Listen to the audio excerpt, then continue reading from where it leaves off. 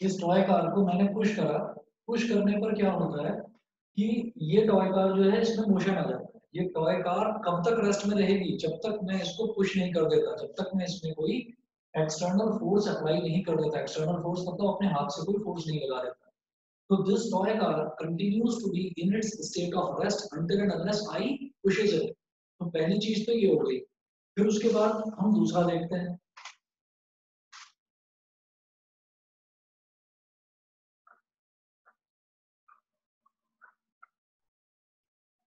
Battery operated toy car, battery operated toy car.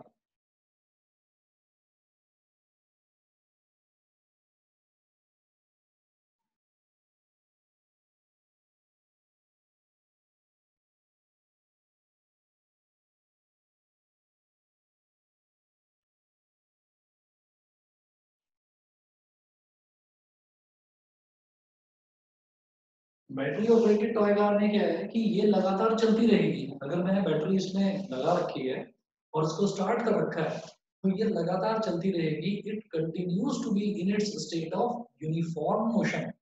ये uniform motion की state में तब तक रहेगी जब तक कि मैं इसमें एक्सटर्नल फोर्स लगाकर इसको रोक ना दूं।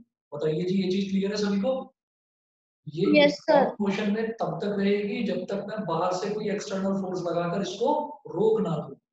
तो अब हमने ये बोला बैटरी ऑपरेटेड टॉय कार में ये चीज है। इसमें क्या है कि it continues to be in its state of rest until and unless I apply a force. ठीक है, तो ये रेस्ट में ही रहेगी जब तक कि मैं पुश नहीं कर देता, इसको फोर्स नहीं लगा देता। और इसमें क्या है कि ये लगातार, ये वाली जो बैटरी ऑपरेटेड टॉय कार है तो ये लगातार मोशन में है, ये मोशन में है। तो अब इस वाली कार में आप सीधे सीधे ये देखिएगा कि जब ये पहले से ही, ये बैटरी ऑपरेटेड टॉय कार है, ये मोशन में है, ये पहले से ही चलती हुई आ रही है। तो इसका मतलब क्या है कि ये अपने यूनिफॉर्म मोशन वाली जो स्टेट है ये उसी में कंटिन्यू रहना चाहिए। कब तक? जब तक कि मैं इसको रोक नहीं देता। बताइए, क्लियर है? Yes sir. ठीक है, अक्षर क्लियर है? Yes sir. ठीक है, इसके बाद मैं बात करता हूँ न्यूटन के सेकंड लॉ ऑफ मोशन की। तो न्यूटन का जो फर्स्ट लॉ है, न्यूटन के फर्स्ट लॉ पर न्यूमेरिकल्स नहीं बनते कुछ भी। सेकंड लॉ की बात करते हैं।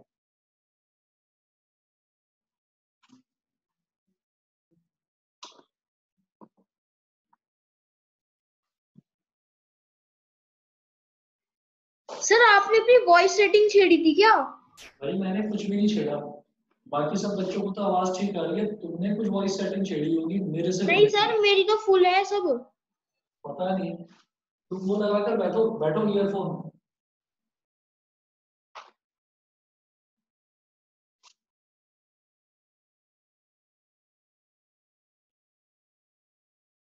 अन्नी ईयरफोन लगा लो।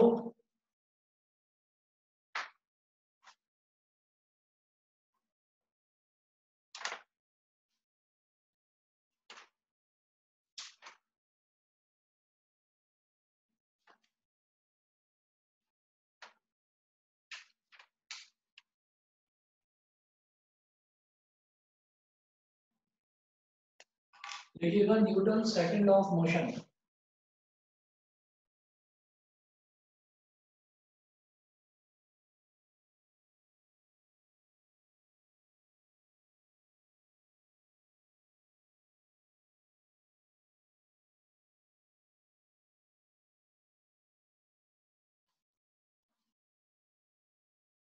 Newton second law of motion, इसमें है the rate of change of momentum of a body. देखिएगा,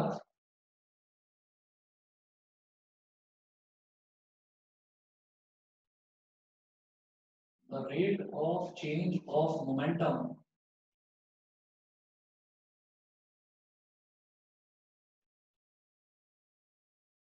the rate of change of momentum of a body is directly proportional to the applied force, is directly proportional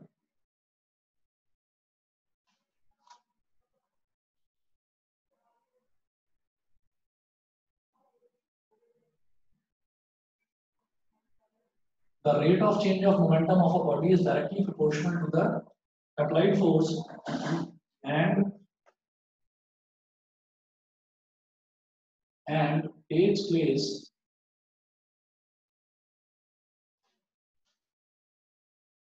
in the direction in which the force acts,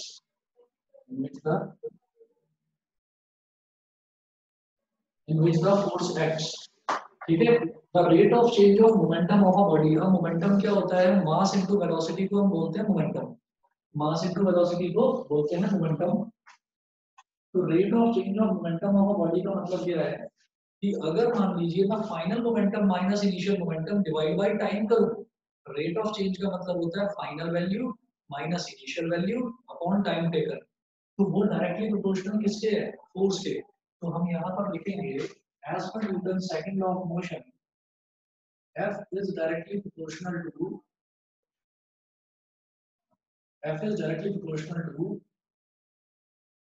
rate of change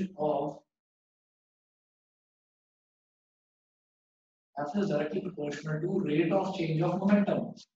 मतलब F is directly proportional to क्या बोलेंगे, final momentum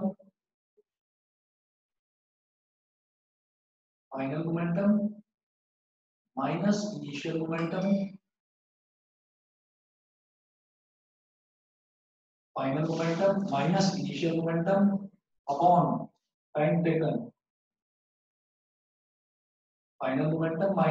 momentum, upon time taken, तो F is directly proportional to final momentum होता है mv minus initial momentum होता है mu, तो mv minus mu upon time taken, ये हो गया। उसके बाद हम ये कहेंगे कि F is directly proportional to m common ले लिया, ब्रैकेट में बचेगा v minus u upon t, तो F is directly proportional to ma। और यहाँ रीजन में लिख देंगे कि फर्स्ट इक्वेशन क्या थी, फर्स्ट इक्वेशन थी v is equal to u plus 80। तो यहां से v माइनस u की वैल्यू क्या आ गई 80, अब v minus u upon t इसकी वैल्यू क्या हो गई a। बताइए समझ में आ गया कि नहीं। Yes sir. v minus u upon t की वैल्यू हो गई a, तो इसलिए मैंने v minus u upon t की जगह यहाँ पर a लिख दिया, ठीक है। अच्छा, ये करने के बाद में हम ये बोलेंगे कि जब भी प्रोपोर्शनैलिटी साइन लगा होता है तो प्रोपोर्शनैलिटी कांस्टेंट आ जाता है, तो हम लिखेंगे F is equal to AMA, where A is generally equal to 1, A 1 के इक्वल होता है, तो F is equal to आ जाएगा मास into acceleration, F is equal to MA। बताइए क्लियर है सब बच्चों को। Yes sir. ठीक है सर एक चीज पूछनी है। हाँ सर कि जैसे हम क्या बोलो,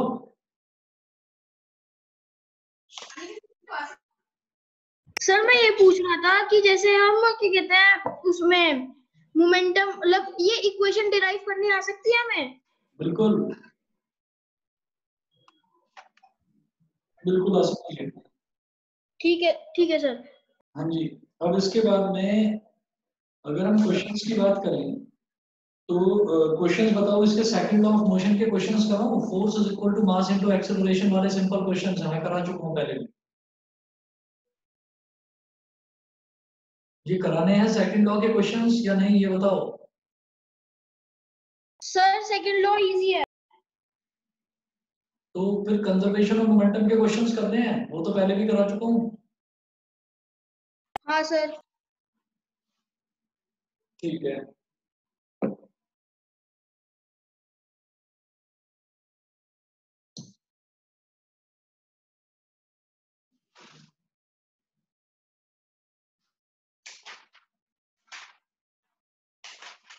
और दूसरा आपको बता रहा हूँ कंजर्वेशन ऑफ मोमेंटम का प्रूफ भी इंपॉर्टेंट है।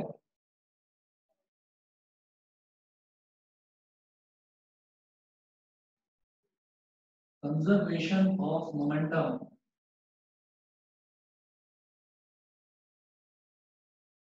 सर आप हाँ बताओ, बोलिए। सर आपकी वीडियो पॉज हो गई है। अब तो चल रही है ना? अच्छा नो तब तो सर, चल रही है वीडियो। No sir. सर तो चल जाएगी, अगर बीच में कुछ नेटवर्क वगैरह की प्रॉब्लम होगी वो चलेगी, दोबारा चलेगी।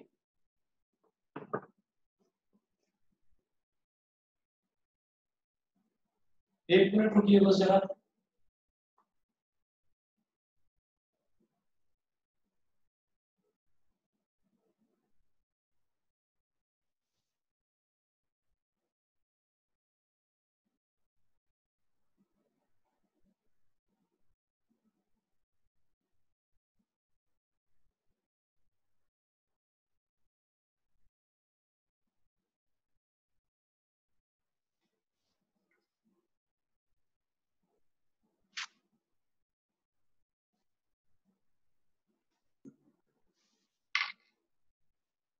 हाँ जी, कंजर्वेशन ऑफ मोमेंटम इसमें होता है total momentum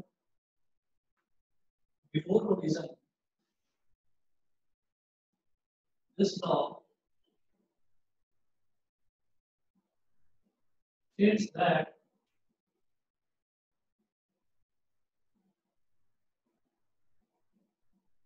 this law states that total momentum before collision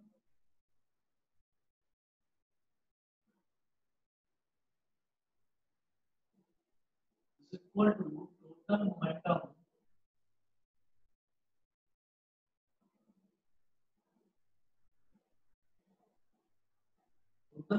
before collision is equal to total momentum after collision. Total momentum before collision is equal to total momentum after collision. अब इसके कुछ questions देखते हैं। जैसे एक तो gun और bullet वाला क्वेश्चन आता है, एक वुडन ब्लॉक और बुलेट वाला क्वेश्चन आता है, और एक आता है कार्स, दो कार्स से टकराने वाला क्वेश्चन। तो पहले कार वाला क्वेश्चन देखते हैं। मेरी आवाज सभी को प्रॉपर आ रही है ना? Yes sir. ठीक है, नोट करिएगा। The car A of mass 1500 kilogram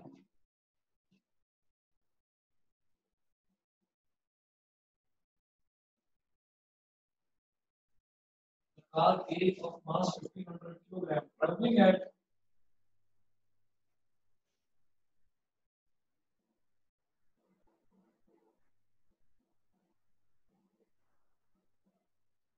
traveling at 25 meters per second collides with another car। collides का मतलब टकरा जाती है। collides with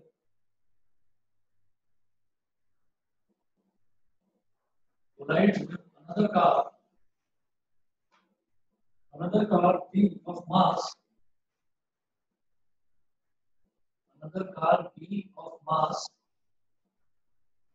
1000 kilogram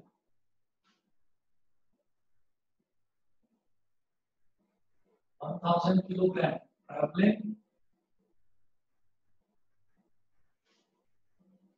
traveling at 15 meters per second in the same direction। traveling at 15 meters per second in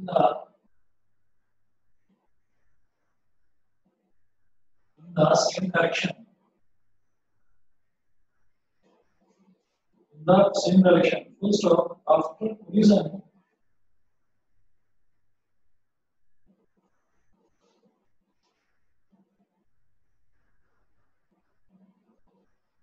collision the velocity of car A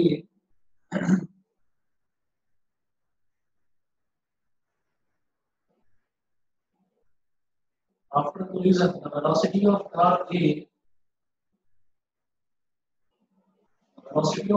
A becomes 20 meters per second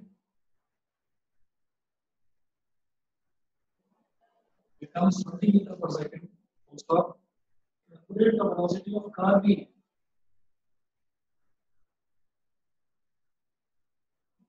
Calculate the velocity of car B after collision.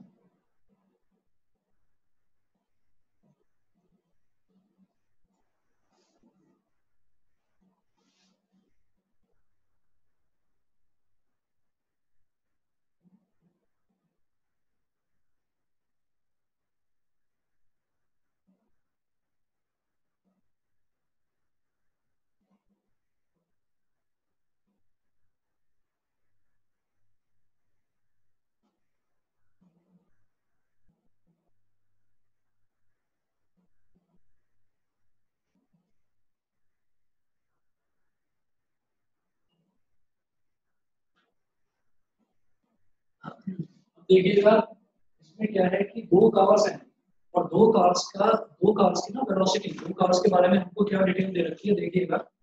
ये दे रखा है the car A of mass 1500 kilogram travelling at 25 metre per second. एक car A है और एक car B है। तो कार ए का मास है 1500 किलोग्राम और वो ट्रैवल कर रही है 25 मीटर पर सेकंड पर। तो हम लिख लेते हैं यहाँ पर कार ए और कार बी। तो पहले मैं लिखूंगा बिफोर कोलिजन। बिफोर कोलिजन का मतलब है टकराने से पहले। तो बिफोर कोलिजन जो है मेरा कार ए का जो मास है m1 है 1500 किलोग्राम। कार बी का जो मास है m2 है 1000 किलोग्राम। अब देखिएगा उन्होंने बोला था car A of mass 1500 kilogram travelling at 25 metre per second. तो ये ऑलरेडी 25 मीटर पर सेकंड पर ट्रैवल कर रहा है। तो जब ये कार ट्रैवल कर रही है, जब बोलते हैं ना कि travelling at 25 metre per second, तो जिस स्पीड पर वो ट्रैवल कर रही होती है गाड़ी, उसको हम बोलते हैं इनिशियल वेलोसिटी। ये हो गई v1 is equal to 25 metre per second. उसके बाद उन्होंने बोला कि it collides with another car B of mass 1000 kg traveling at 15 metre per second in the same direction. तो वो 15 मीटर पर सेकंड की स्पीड से ट्रैवल कर रही है। ठीक है, तो जब कार बी के लिए मैं सब्स्टिट्यूट 2 लगा रहा हूँ तो इसकी इनिशियल वेलोसिटी कितनी हो जाएगी 15 मीटर पर सेकंड। क्या सभी को मेरी आवाज क्लियर आ रही है ना? सर कभी कभी तेज हो रही है। अरे अनिकेत के अलावा सभी को आवाज ठीक आ रही है? Yes sir. अटक तो नहीं रही है बीच में? No sir. चलिए ठीक है। अनिकेत कुछ प्रॉब्लम है भाई नेटवर्क में तुम्हारे उधर, बता रहा हूँ मैं। उसके बाद है आफ्टर कोलिजन।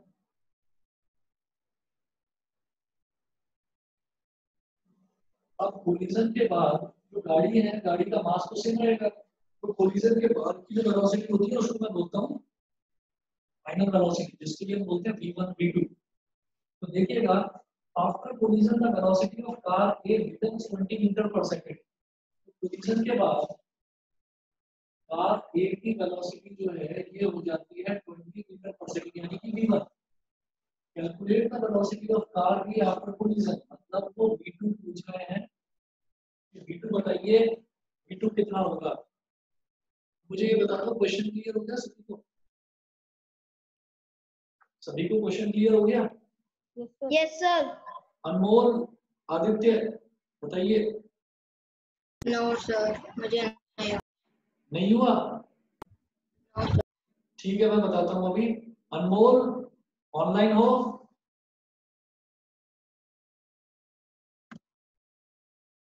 अच्छा अनमोल नहीं है, आज ऑनलाइन नहीं है।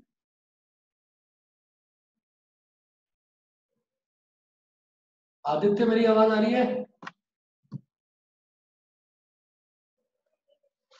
आदित्य आवाज आ रही है मेरी?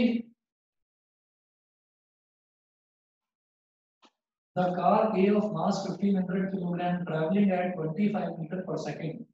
कार A है, तो कार A का जो मास है वो दे रखा है 1500 किलोग्राम। तो मैंने कार A के मास को मान लिया 1500, यानी कि m1 is equal to 1500 kilogram. It is traveling at 25 metre per second. ये 25 मीटर पर सेकंड पर ट्रैवल कर रही है, यानी कि इसकी initial velocity 25 metre per second होगी। मैं कार A के लिए सबस्क्रिप्ट 1 लगा रहा हूँ, क्योंकि m1 u1 v1, और कार B के लिए सबस्क्रिप्ट 2 लगा रहा हूँ, m2 u2 और v2। अच्छा, तो अब इसके बाद में है हमारे पास कि collides with another car B of mass 1000 kilogram. तो कार B का मास हो गया 1000 kilogram. It is traveling at 15 metre per second, यानी कि इसकी इनिशियल वेलोसिटी u2 हो गई 15 metre per second. After collision, the velocity of car A becomes 20 metre per second. टक्कर लगने के बाद जो कार A है उसकी वेलोसिटी, यानी कि फाइनल वेलोसिटी v1 वो हो जाएगी 20 मीटर पर सेकंड, और कार B की फाइनल वेलोसिटी कितनी होगी ये हमें बताओ। बताओ, समझ में आ गया? जो डेटा है वो समझ में आ गया? Yes sir. दिव्यांशी क्लियर है? Yes sir. ठीक है, तो अब हम लिखेंगे यहाँ पर as per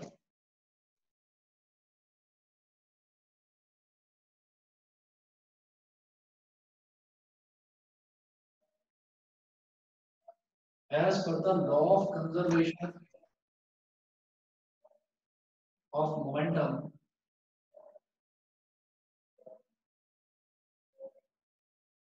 total momentum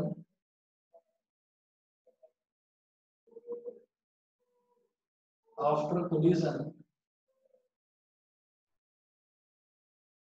total momentum after collision is equal to total momentum before collision.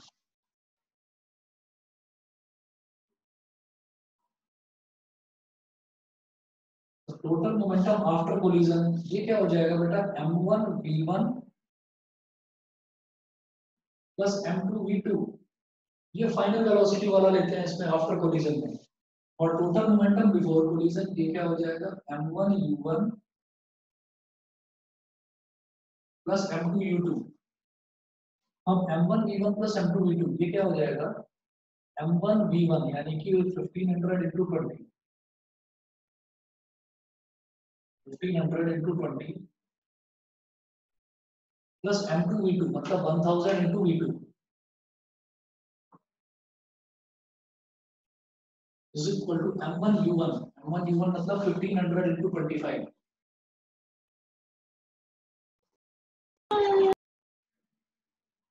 Plus m2 u2 मतलब 1000 into 15, 1000 into 15।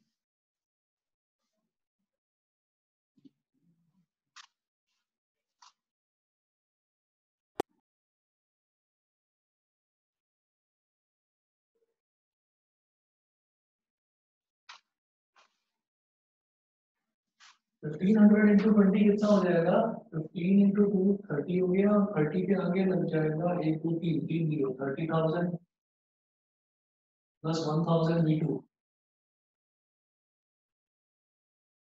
is equal to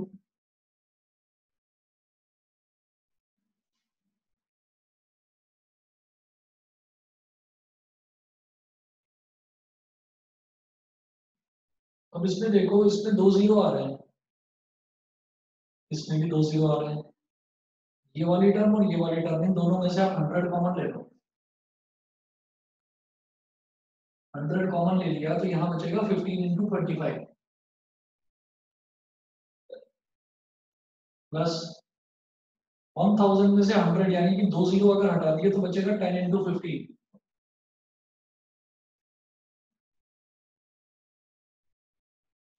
इसमें से आपने 100 कॉमन ले लिया तो यहाँ बचेगा 100 मतलब 2 जीरो निकाल लिए तो ये बचेगा 300 प्लस यहाँ से 2 जीरो निकाल लिए प्लस 10 v2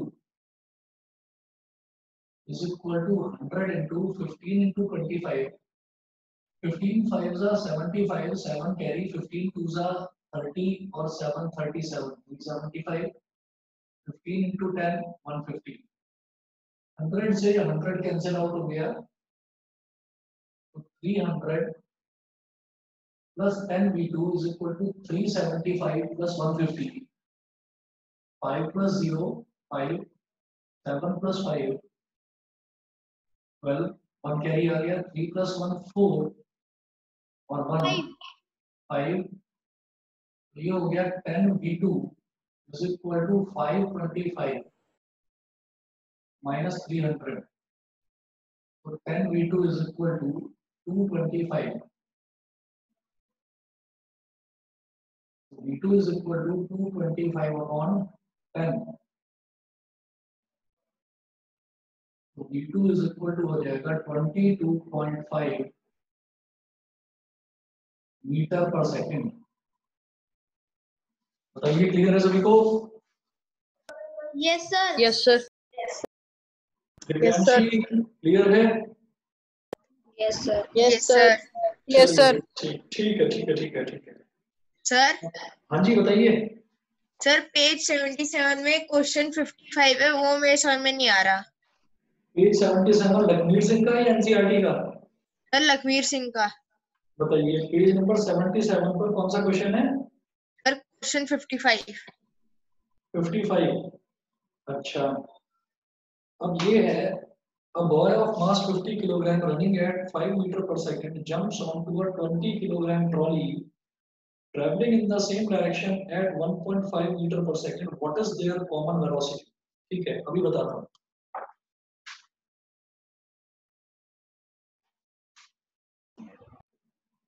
बेटा ये वाला नोट कर लिया सभी ने? Yes sir. Yes sir. बता दो। Yes sir.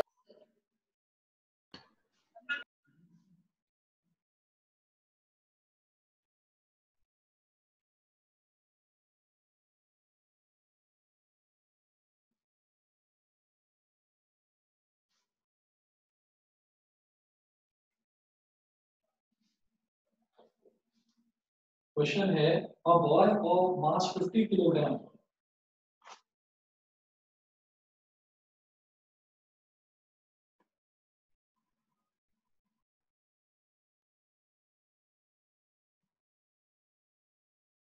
a boy of mass 50 kilogram running at 5 meter per second,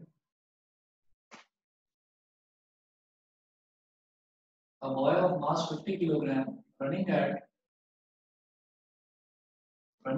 5 meter per second jumps onto a 20 kilogram trolley,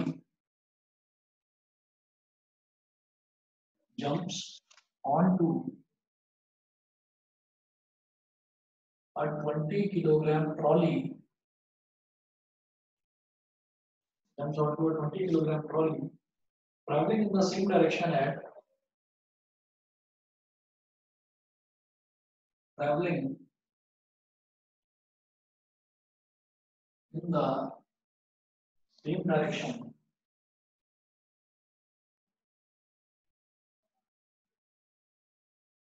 traveling in the same direction at 1.5 meter per second, 1.5 meter per second. Full stop. What is their common velocity?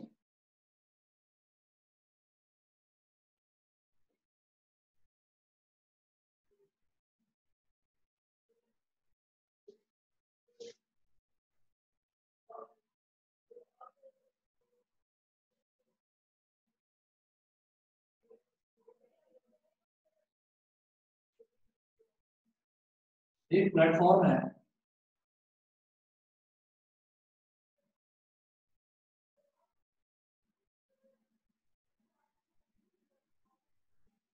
एक boy है जो दौड़ रहा है और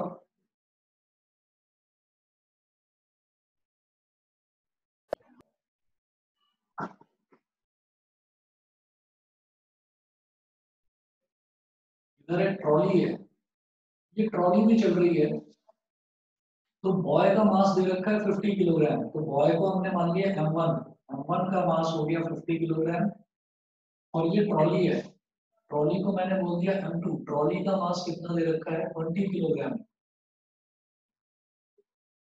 20 kilogram. और जो boy है he is running at 5 metre per second, यानी कि u1 कितना हो गया 5 मीटर पर सेकेंड इनिशियली, ये 5 मीटर पर सेकेंड हो गया। और u2 कितना हो गया, u2 हो गया 1.5 मीटर पर सेकेंड। इसका मतलब क्या है कि ये अभी तक बॉय जो है वो क्या कर रहा है, ये ट्रॉली भी जा रही है 1.5 मीटर पर सेकेंड की स्पीड से आगे, और बॉय भी दौड़ रहा है 5 मीटर पर सेकेंड की स्पीड से आगे।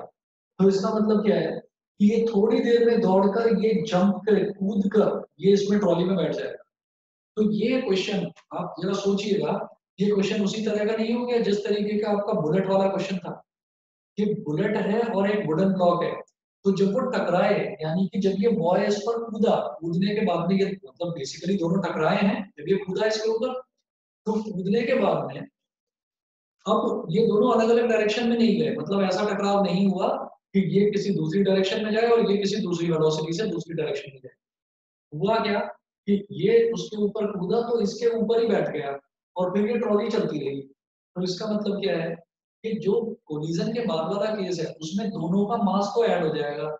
भाई ट्रॉली का मास 20 किलोग्राम है, बॉय का मास 50 किलोग्राम है, तो टोटल मास हो जाएगा 70 किलोग्राम। और फिर जो दोनों की कॉमन वेलोसिटी होगी वो हमको निकालनी होगी। तो अभी मैं बात करता हूँ जंप करने से पहले की, यानी कि बिफोर कोलिजन की। तो आप लिखिएगा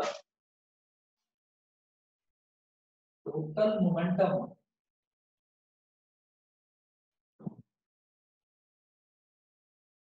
बिफोर कोलिजन। सर आपकी वीडियो पॉज हो गई।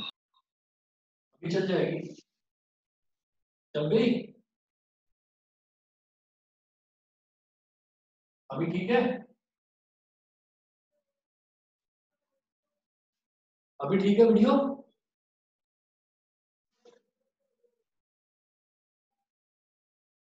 वीडियो अभी ठीक है। सर युग लेफ्ट कर गया अभी। हाँ सर युग लेफ्ट कर गया, रिकनेक्ट हो रहा है वो भी। चलिए, हो सकता है कुछ प्रॉब्लम हो। Total momentum before collision m1 u1 plus m2 u2, ये कितना हो जाएगा 50 इंटू 5 प्लस 20 इंटू 1.5। इंदर ये समझ में आ गया कि टोटल मोमेंटम बिफोर कोलिजन जो है ये समझ में आ गया। Yes sir. ठीक है, अब देखिएगा इसमें हम क्या करेंगे, 1.5 का ये 5 गया, नीचे आ गया 10, 10 2 सा 20, 50 इंटू 5 हो गया 250, प्लस 2 इंटू 15 हो गया 30, तो ये आ गया 280 किलोग्राम मीटर पर सेकेंड। ये होती है मोमेंटम की unit, 280 kilogram metre per second. तो ये हो गया हमारा टोटल मोमेंटम बिफोर कोलिजन। उसके बाद हम करेंगे टोटल मोमेंटम आफ्टर कोलिजन। ठीक है, तो इसमें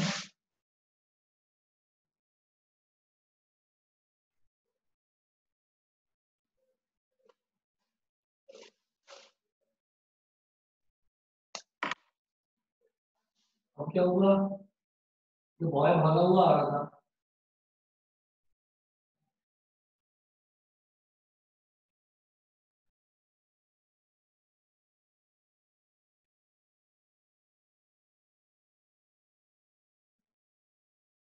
अब ये इसमें बैठ गया है।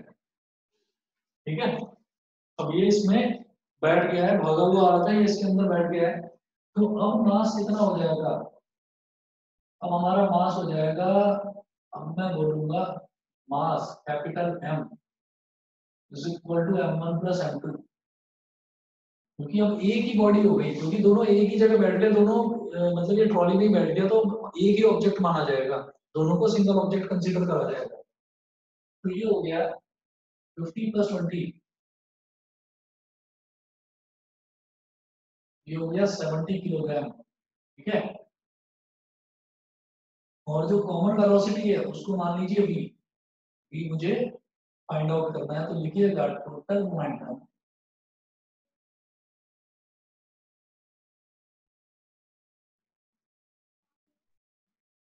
Momentum after collision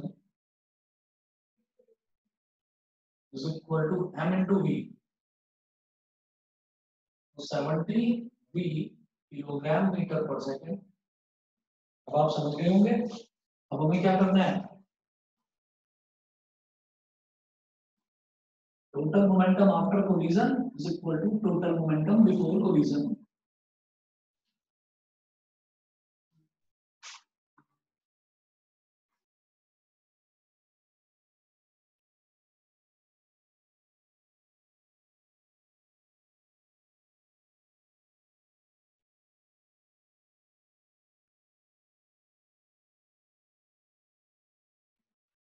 Total momentum after collision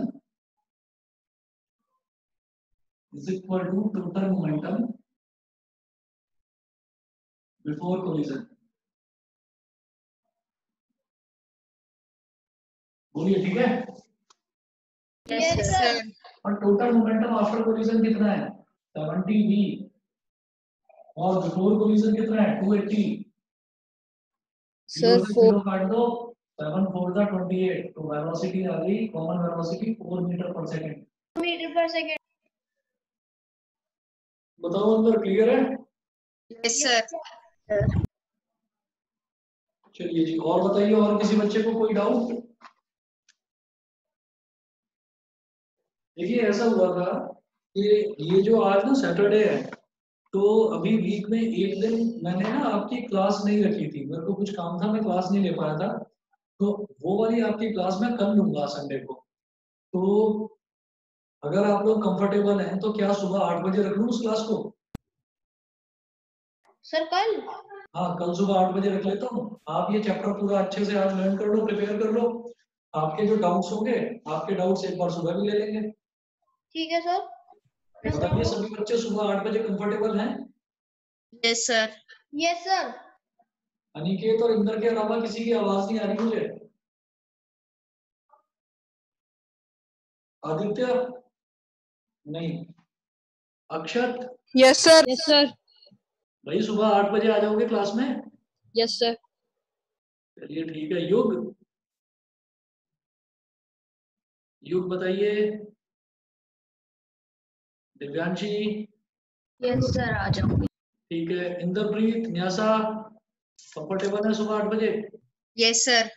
ठीक है, तो कल सुबह आप 8 बजे आइए। जो भी आप इस चैप्टर को पूरा प्रिपेयर करिए, जिस बच्चे के जो भी डाउट्स हो वो मेरे से कल सुबह 8 बजे पूछिए आप। और 8 से 9 मैं पढ़ाऊंगा। 9 बजे के बाद में मैं वो जो टेस्ट पेपर है वो टेस्ट पेपर आपके पेरेंट्स के मोबाइल पर भेज दूंगा। ठीक है। फिर आपको 10 बजे 11 बजे 12 बजे दोपहर में शाम को रात को जिस टाइम कंफर्टेबल हो तब आप वो टेस्ट पेपर बैठकर तसल्ली से देना। ठीक है। आज के लिए फिर इतना ही। Thank you sir. चलिए okay. Thank you sir. Okay okay.